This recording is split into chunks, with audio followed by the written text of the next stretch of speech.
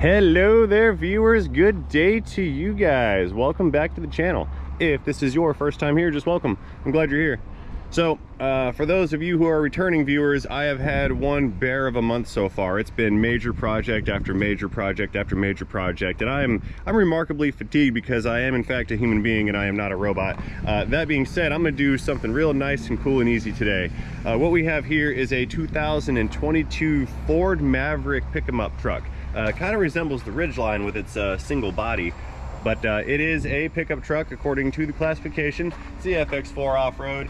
This thing comes straight to us from the D. That's right, this is from Power Stroke Tech Talk with A-Rod's territory up in Michigan, the Great White North. Now, fortunately, this vehicle is new enough where it has not rusted out to nothing yet, and we're just gonna kind of admire the new construction of this Maverick, and I'm gonna get it in the shop. We're gonna do a little bit of maintenance. That's right, the man drove 1,800 miles for an oil change. So let's go ahead and get started. That's what we're gonna do today. So stay tuned, because no matter what, these are always gonna be very good videos.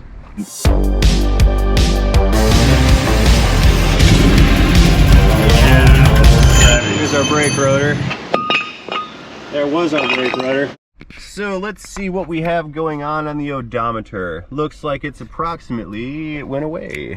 That took too long. Looked like 19,273.3 approximate miles. Very nice, pretty newish. I mean, it's a used car, but it's newish. Wow, look at that. That's a fancy door handle. Yeah, I have not been inside of one of these particular vehicles just yet. Starting the engine. Is it on? Super quiet. This thing's as quiet as the Prius that just rolled out of here. Man, this thing's decked out with all the road trip goodies. We got a GPS, we've got the touch screen, looks like some kind of radar detecting device, some camera action, and we're equipped with a CB communication radio. Check that out. Yeah, a lot of goodies in this unit. Yeah, this interior kind of reminds me of the old Camaros, except everything's square shaped instead of round shaped. Yeah, kind of nice, pretty classy. I like it. Interesting vehicle. Oh, never mind, I hate it. It's got a little knob for the shifter thing right there. I don't like the electronic shifters. Battery goes dead and you can't put the car in neutral. They're hard to move around. This thing feels like an EV. Weird, yeah. All right, I went to reach down for the shifter and it's down here. Yep, definitely a learning curve. So I know I'm getting a little bit older. I don't know how cars operate. Put me in a Tesla, I won't even know how to get into it. How to start it, how to drive it, how to move it.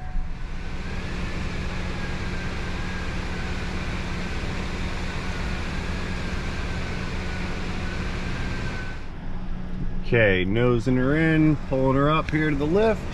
Let's see, swing arm there, swing arm there. We'll go a little bit farther forward. Oh, time clock, lunchtime. Yep, wife is still trolling me with the time clock machine outside. I'm not allowed to move it back into the office. Anyway, parking the auto, powering down. Let's pop the hood here and see what lies down below under the bonnet.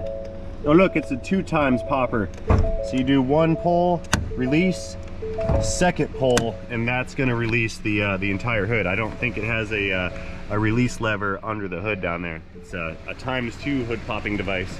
I think that's a European originated design, I think. I don't know, all this newfangled technology confuses people, especially me. Yeah, there's no hood release here. It's a double release, which I don't think I like that, because if you were to pull that twice while driving, then your hood will fly open and then it'll wrap around the windshield and then break your windshield and break your car and probably scratch the paint too. Okay, taking a tour under the hood here. Looks like we've got a 2-liter 4-cylinder engine. It's going to be a dual overhead cam, so you got one cam for the exhaust and one cam for the intake side. Cute little belt down there. Alternators buried at the bottom. Oh, look at here. They've got a do not fill label going over the washer fluid bottle. This right here is definitely a northern vehicle.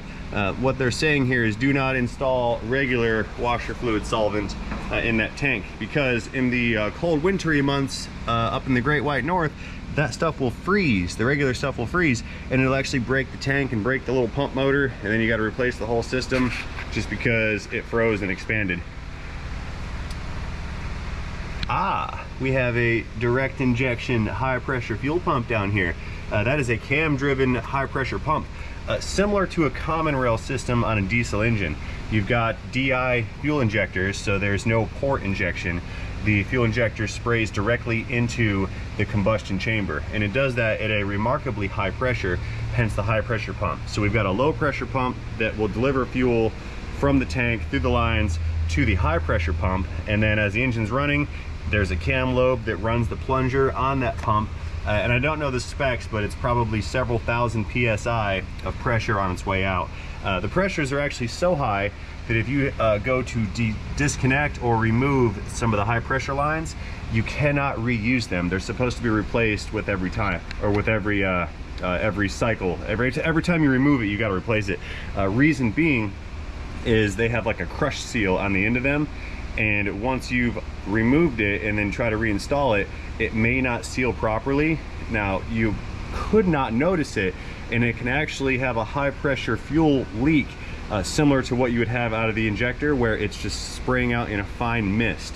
So with a gasoline engine especially, with that kind of a leak, you are potentially spraying a misted fuel into the hot engine compartment, which effectively you've created a condition for combustion. You've got atomized fuel in a hot environment. All it takes is a little bit of extra heat or a little bit of spark, whoosh, the thing lights up and blows up, catches on fire. So if you ever have to have these types of systems serviced, please do not balk at the fact that they want to replace all the fuel lines, because it is a mandatory replacement, and it is for everyone's safety, including other motorists and yourself. That doesn't go there. This goes over here. But it can't go there because we have this extra wire dangling out. Just slap it on, there we go. Yeah, we've got a couple aftermarket accessories that have been installed here. I don't know how well that's gonna fare in the corrosive environment of the Great White North. We'll see, time will tell. I mean, when it fails, I won't know about it because it's gonna be like 1,000 miles away, but Jeff's gonna know. So hey, if something stops working on that blue wire there, Jeff, that's gonna be your culprit right there. Those little, actually that's not a bad one, but there are Scotch lock connectors that are absolutely horrendous. That one seems to be relatively sealed. I would take liquid electric tape and just smear that goo all over this, and that will prevent moisture ingress and keep that fitting / connection dry and isolated from the salty environments. Yeah, everything else down here looks fairly normular. We've got our electric fan, AC components, overflow tank, wiper cowl, ABS pumps over there. We can see that one. Usually those things are buried like under the intake boxes and you can't find them. Let's take a peek at the engine air filtration element real quick. Doing our due diligence. At 20-something thousand miles, I wouldn't expect it to be that bad, but it's also pollen season here in the south, in the dirty south. Fomico, it's an original filter, and inside the pleats we're looking good. No need to replace the engine air filter yet. It's one of the biggest upsells in an oil change type of environment. They try to sell the filters, and I mean, yeah, they're not wrong, but not every car needs a brand new air filter.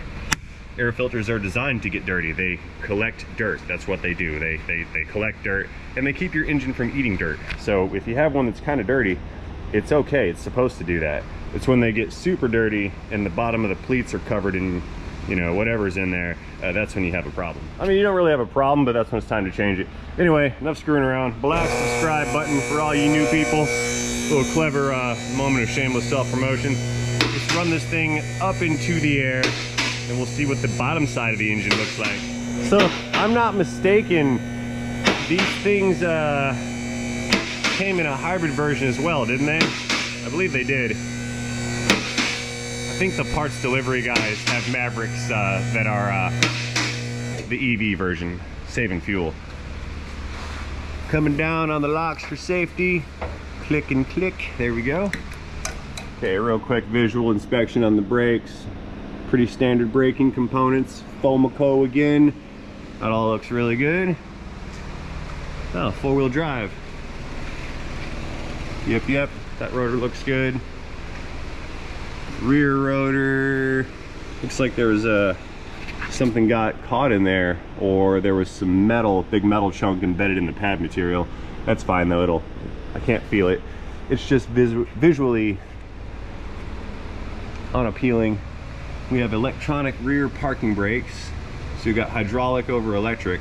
So the service brakes will run normally through the hydraulic lines, but then when you're in park or if you set the parking brake, this little electric motor here will act on the piston on that caliper and actuate it and provide some clamping force for the parking brake side.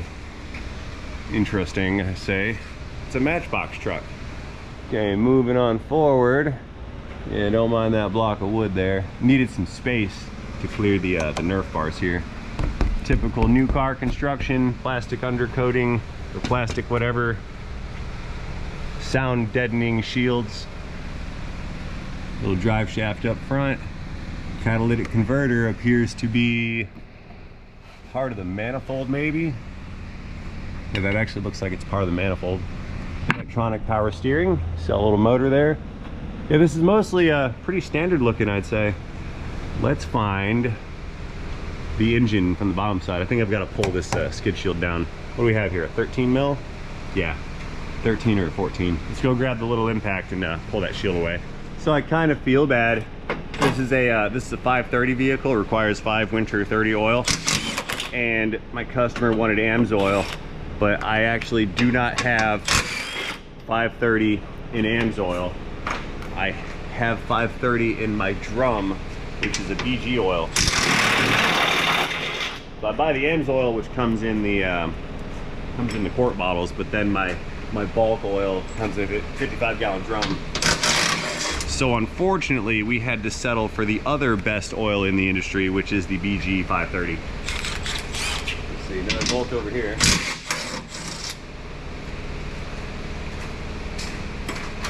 Okay, so that's come down. I think I either need to pull these bolts out and these ones, yeah. Okay, yeah, that's a lot of skid shield. Interesting. Your torque's 30 for the win. I'll pull these screws out first.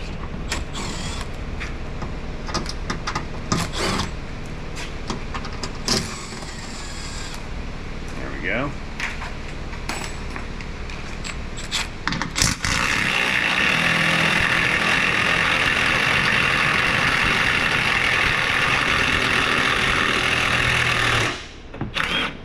That'll be interesting later on when this thing starts to rust. Okay, I think I'm down to just 1 or 2 more bolts here.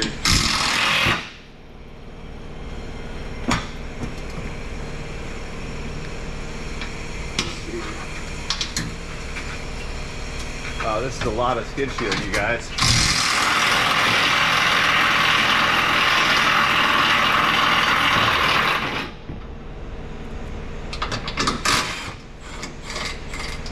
Ooh, hot fastener.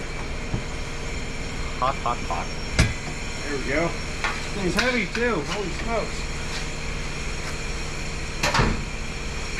Yeah, look, parts are falling off already. Typical Ford stuff. This thing just kind of fell out. Don't know what it was doing up there, but it fell out. Anyway, we found an engine. There's the bottom of it. Pretty clean too. There's our transmission. Got a trans fluid cooler. Lower coolant hose, AC compressing unit. I'm surprised to see that this is not an electronic compressor. It's actually belt driven. Yeah, they've been moving very heavily recently into electronic driven compressors where they have an electric motor rather than a clutch and a hub, and they do not run off the belt. But this one is old school style. Little muffler for the low side line. Yeah, very nice little truck here. I like it. Okay, let's pull off our filter. Let's pull the plug and see what kind of oil comes out of a 19,000 mile old engine. Come here, drain bucket. We need you today. Let's see, we'll get our filter out of there first. Yeah, super grip. Ooh, it's a little warm in there.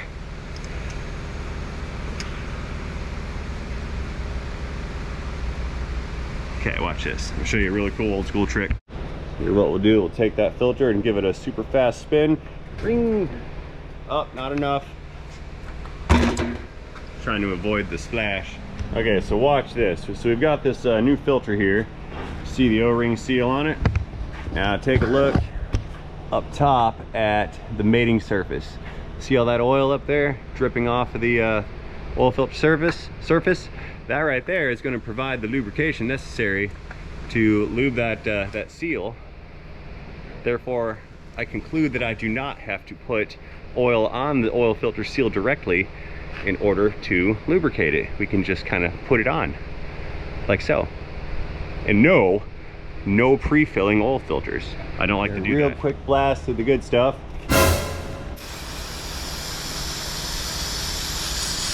Clean off our spillage. Make it nice and shiny up there. Oh no, we're running out. All right, that's enough screwing around. Let's go ahead and get this drain plug cracked loose here. We've got a 15 mil. Just gonna give it a tug. Pull, don't push on your wrenches. Humans are great pullers. We're not very good pushers. We're just not built that way. We have physical limitations. The oil is kind of dark, look at that. Hot.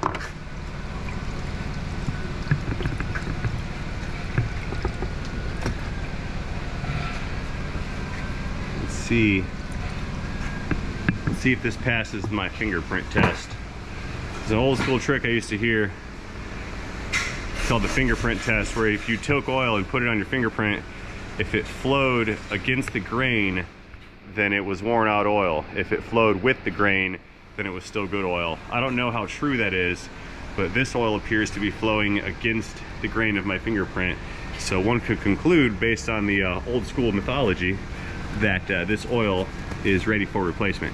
I believe it's got about 5,000 miles on it. So according to popular opinion, 5,000 should be your max on a synthetic blend, but we're going to up that to a fully synthesized oil. We're going to move away from the blend. I believe the dealership Motorcraft oil is just a blended synthetic, so it's not just like a regular mineral oil, and it's not a full 100% synthetic like an Amsoil would be. It's a mix in between. And, you know, that's the myth about full synthetic also, or synthetic blends, or both of them actually. A certain percentage of 100% synthetic added to a base oil can classify it by definition as a full synthetic. But that's where they get you with marketing and with verbiage, because unless it says 100% synthetic, then you have a blended oil. It's marketing treachery, in my opinion, because people think they're getting a 100% synthetic oil and they're getting just a regular blend. And it all depends on the percentages of the blend, and there's legal mumbo jumbo jargon nonsense in there as well. So here, while we're draining out, let's mosey on over past the Mazda waiting on a clutch, and we're gonna go ahead and refill our delivery device.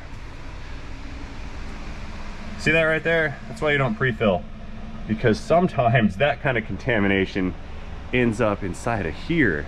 And when you go to pour your oil through it, you might pick it up inadvertently and not realize it. Now, I'm not gonna dump oil in that right now, that's disgusting. So I need to find the other one. Here we go, I found the other one. So that one's super clean. But I bet you, if we were to look extra close inside of that oil, we'll be able to locate some kind of contaminant. Now, the issue about pre-filling is the big hole in the center of the filter. That's the clean side, that's the output side of the filter, which runs straight into the camshaft or crankshaft bearings and into the block. So if you were to pour oil into the center of that filter, and then you start the engine up and it picks up oil and starts passing it through, there's oil that is unfiltered in that area. And again, that will send those little micron-sized particles of debris right to your main bearings and right to your connecting rod bearings, and it will begin to cause damage, which is why I frown upon pre-filling, unless you are filling straight out of a known sealed bottle where you pop the top on it. If it's a clean bottle and you pulled off the foil on top, that would be a situation where I find it would be acceptable to pre-fill, but I really don't think it's necessary. Simply because, well, several reasons. One of which, the film strength of modern oil is so incredibly good that you could probably run that oil for a couple minutes, or engine for a couple minutes, or at least several seconds without oil in it, and the film inside of the engine between the bearing surfaces would not dissipate and be pushed away. It would hang in there and it would stick to those surfaces, providing lubrication. So you do have a bit of a buffer area, and that buffer area is multiple times longer than how long it would take for that oil to be pushed out of those bearing surfaces. I realize that's a long, kind of a long-winded explanation, but this debate has been raging on the interwebs for several years, where people say don't do it, people say do it. Of course, you have the people that say I've been servicing cars for 40 years and I've never pre-filled a filter and it's been fine. Then you got people saying they've been pre-filling for 40 years and it's been fine. So I guess to each his own, I suppose. People are going to do what they do. Yeah, they're going to do what they do, and it is what it is. But anyway, we've got 6 quarts of fully synthesized BG5 Winter 30 oil. As soon as this thing is done drip drying over here, we can, oh, it is done. Yeah, so let's get the filter in it, plug it back up, and drain plug in it, plug it back up, and then we'll refill this crankcase. Oh, I also forgot the canister of motor oil additive. It's an additive package and a fortifier for the oil. He's been using it since he bought the car new, and we are going to continue using this today. I didn't sell the guy this. He asked me if I would put it in. So there, no upsell necessary. You mechanics are all the same, selling us lizard lotion. All right, let's let this little drain pan down some so I can get inside of it. There's our drain plug unit. Screw that guy back in.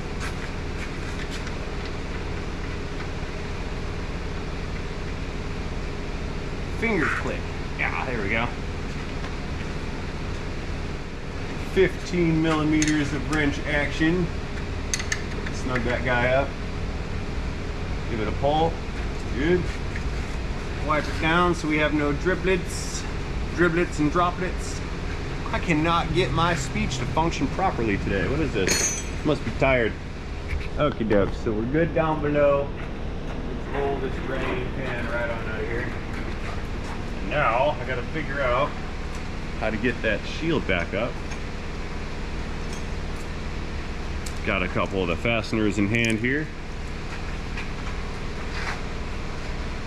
This thing is super heavy. It's a very, very, very tough shield. And it's awkward to go to boot. That goes. I'm gonna line all this up, guys. Bear with me. Yeah.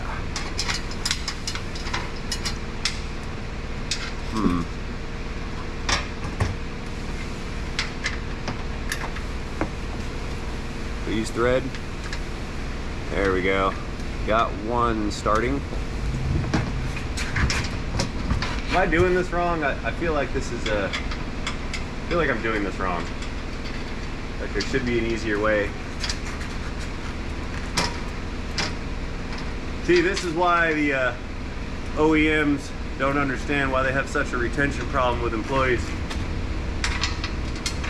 There's no need. Well, I'll rephrase this. It's okay to have stuff like this, but the labor guide is supposed to be reflecting that. I guarantee you that a lube oil filter service on this truck pays the same as a Toyota Camry or anything else. They probably got a flat charge for an oil change, which is, I would speculate, to be between 3 and 6/10 of an hour. So if we do the math on an entry-level employee making about $16 to $18 an hour, you can see that an oil change in a brand new car is not profitable for them, because they're going to get paid like $4 to $8 to do that service, which is kind of not fair, because it's not worth it, because it's going to take longer than 3/10 of an hour. I mean, that's not easy to do. Plus, it's heavy. But hey, what do I know? I just work here, right?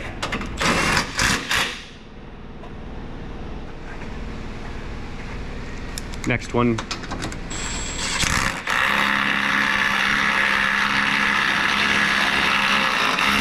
Yeah, those threads are not long for this world.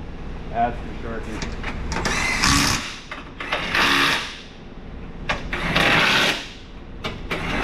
You know why that happened? Somebody was having a hard time putting that back up, and they cross-threaded it.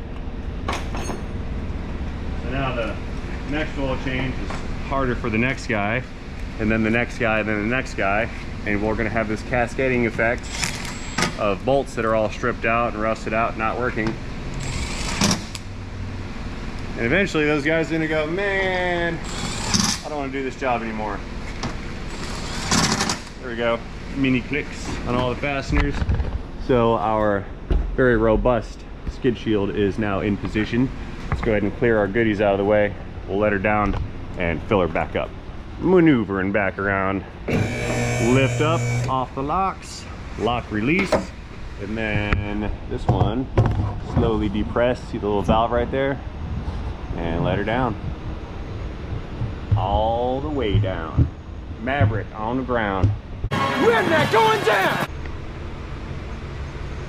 And contact. The Maverick has landed. Let me get my wood out from under there. There we go. Goal! That was a self-removing piece of wood. Oh, lazy. Yes, I realize that the lift instructions say to not do this. I'm aware, I know that. But you gotta do what you gotta do because these arms don't reach past those bars. And I don't wanna bend the bars because it's a brand new car and we're not gonna break it. Besides, it's not reckless if you're cognizant of the fact that you're being reckless. I have become complacent and made a grave error on this vehicle's oil change. This is the kind of stuff that blows up engines. Before we got started, what I didn't do was pull the dipstick up. Lean it over there like that. You pull the dipstick up and then you pull the cap off and place the cap over the latch. So what I've done here is created a visual identifier that the oil is coming out of the car, and I've also prevented the hood from closing so somebody can't come by and close the hood and back the car out not realizing there's no oil in it. I should have done that first. That was my mistake. Complacency got me. You do 20,000 oil changes and I forgot, guys, but that's a major kind of safety / redundancy situation where you create things to remind you in the midst and chaos of what you're trying to do, because it's easy to forget stuff like putting oil back in the car. I know that sounds trivial and the home gamers would never do such things, but when you've got stacks of work orders and a time frame to get stuff done on, you forget things like putting in engine oil. It can happen. Or you're waiting on a part or an approval, the guy working on it goes to lunch, he's gone for an hour, 20 minutes after he leaves, customer declines all the work, they're gonna come pick up their car, they'll be there in 10 minutes. Well, the manager goes, hey, is that done? Back that car out. You know, it's all been declined. So the manager is assuming that everything's been completed, but the technician left it up on the rack with the oil out of it because he was waiting on approval to take a valve cover off or an oil pan or anything of that nature. It could be any numerous reasons that can cause that miscommunication, but it does occur, and it occurs every day. And what happens is the vehicle suffers and the customer suffers. That's just the way it works. It's not how it should work, but that is the way that it works. All right, so we can't install BG oil without a BG funnel. That's just how that works. I mean, we can, but since I have the funnel, why not use it? Yeah, I did take the spout off of this because I do not require it. That's for when you're trying to pour it in without a funnel, but since I got a funnel, no spout. Random nonsensical babblings, yeah. Glug, glug. Coming up on about 4 quarts here.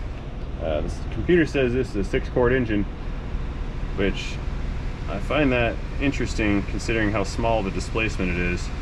So we're gonna put in 5 and just check it before we prime the filter. Ooh, then I want to see if this truck has clear flood mode, and that will solve the controversy regarding pre-filling your filter. And there's 5 quarts there. Yeah, clear flood mode is basically a feature on fuel injected engines where if the engine has not been started yet and it's not running, and you depress the accelerator pedal to the floor while cranking, the engine will not run because the fuel injectors will become disabled. And during an oil service, you can utilize clear flood mode to prime the oil filter and fill it full of fluid before Which oil is on this? Before engine startup. So yeah, it does turn over a little bit, but it will not start. Therefore, you're reducing load on the bearings for the people that need that. Yeah, we're right about here. Let's go ahead and crank this thing over. We will engage clear flood mode or see if it has it. Not all vehicles have that programmed into them, but I believe that Ford does. There we go. So here, let's climb on into the cabin real quick like. Let's see if this is gonna work or not. So what we do, foot all the way to the floor, key on, cranking. See that? Cranking, cranking, cranking. You see the tack, but it's not starting because I'm holding the accelerator pedal to the floor. So we stop cranking, power down, power back on, beginning engine restarting sequence now. And she runs, good to go. Beep, beep, beep, beep, beep, shutting down. Let's go out and check our level, see what it's looking like. Returning to the engine compartment. Let's pull our dipping stick, wipe it down for a fresh measurement. You guys are like dangling over here. The camera's just swinging around. You're hanging from the hood.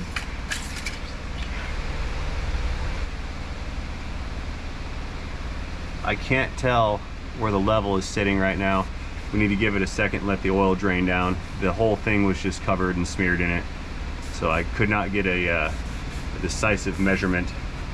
So, since we don't know yet, we put in 5 and it's a 6 quart, I'm sure we've got enough to add the motor oil additive. There, so we come on in with a pocket screwdriver, pop the top,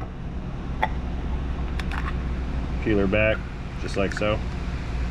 And we can give it a good little pour right here.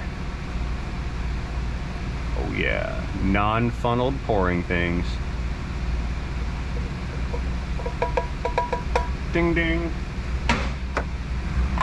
Cap back on, lock it in. Let's give it one more wipey down here.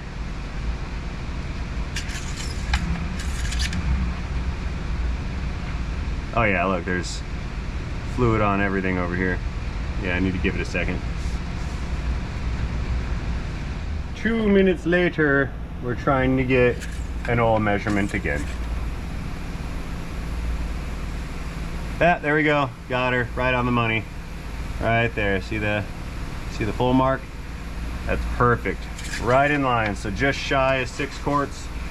It's like a 5.4 or whatever. And the little can, the 12-ounce can of additive, will put us right at the full mark with a full filter. That's good. Okay, we can close it up under the hood. The next task here is going to be figuring out the oil life monitor reset, if it has one. There we go.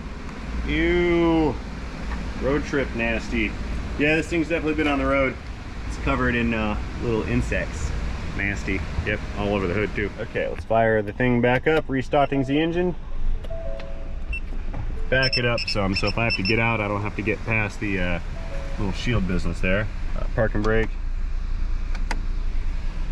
Disengage, there we go. Backing it up, park it. Okay, so my intuitive senses of computerization tell me that I need to go into the menu here. And we're gonna go push OK, go into settings, I suppose. Vehicle. Oil life, here we go. 54%, whatever, we changed it. So push OK and hold to reset. Resetting. Oil life reset. Monitor complete, 100%. Fantastic. But that's not good enough because we still need to put a sticker in this unit. So let me go fetch one. We'll write it up, stick it in there, and I believe this operation will be good to go. All right, sticker. Stick you up in the corner there. We wrote it up for 24,300 miles on the odometer with a smiley face and a 530. Yes, I have doctor level handwriting. That's just the way it is. Too much coffee. So at 24,300, what I did is I took the 273, rounded that up to 300 just because it's a better looking number. And then we added the 5,000 to it. So 1,000 more makes 20,000 plus 4,000 after that makes 24,300 miles. It's a nice looking round number. I prefer to do it that way. And yes, I do realize I did not install Amsoil oil, and I do realize that the digital printed ones are a better looking sticker. However, that sticker machine is like $700, so I have not found the need to print out digital stickers just yet. It's just it's a cost thing, and it's just not worth it. So I'm not gonna spend money on that, because if I do, I gotta charge more money. And since I sell premium engine oils, I already charge enough money as it is. I don't need to charge an extra $4 to pay for the sticker printing machine. It's just not ethically viable. I mean, if somebody wants to pay more, then I'll do it, but you know, the economy does not dictate such things at this current point in time. It's just the way it is. Alrighty folks, listen, I've got nothing more to offer on this thing. We did kind of a bit of a tour, walk around on this on a Ford Maverick. It's a very well organized and put together vehicle, extremely neat. I like it. The undercarriage seems to be robust. It's not chintzy. I'd say these are going to turn out to be good trucks in the long term. Let me know what you think about these things, again, in the comment section down below. One more time, tap that like and subscribe button while you're down there. And before I go, I'd like to remind each and every one of you guys to not forget to have yourselves a fantastic day. See you guys later. Into Ford Maverick, into oil change video, into transmission.